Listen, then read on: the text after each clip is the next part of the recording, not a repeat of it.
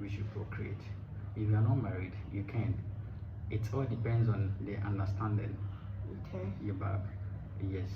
So that's my understanding or my perception about marriage. But then I see marriage to be lovely. When you get married, everything will be in order because the woman will be checking that you're supposed to do this, you're supposed to do that. Let's do this. When we do this, rather it will help us. You see that thing. But when you're single, you're not going to have that kind of a lady to put you in a line, to get things done easily. So I think marriage, I can't wait to get married anyway. Wow, did you hear that? He says that he can't wait to get married. So if you're a single lady out there, he's David. Yeah. He's single as well, and you can just grab him. But with what he was saying, David, you did mention of when you get married, you have to give birth and all that. Okay, that's a perception, and views are very much respected. But one thing I want to ask is, do you think cohabitation is the same as marriage? Everything, people who live together, when we say cohabitation, people who live together, they are not married, but they live with the men as married couples.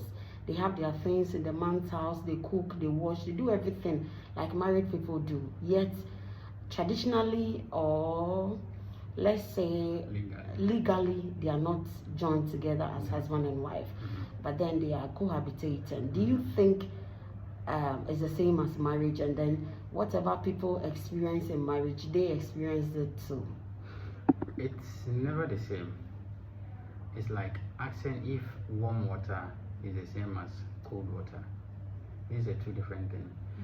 In Africa here, when we talk about marriage, it's a process whereby a man will go and see the family of the lady, then they will give the man some items to provide, and then later join them together. If they want to do it, well, then they have to go to the court, sign, and then get a document. But here's the case. On the other hand, there's nothing like that. There is nothing showing that the two of you are joined together, and anything can happen at any time. Yeah, so it's never the same.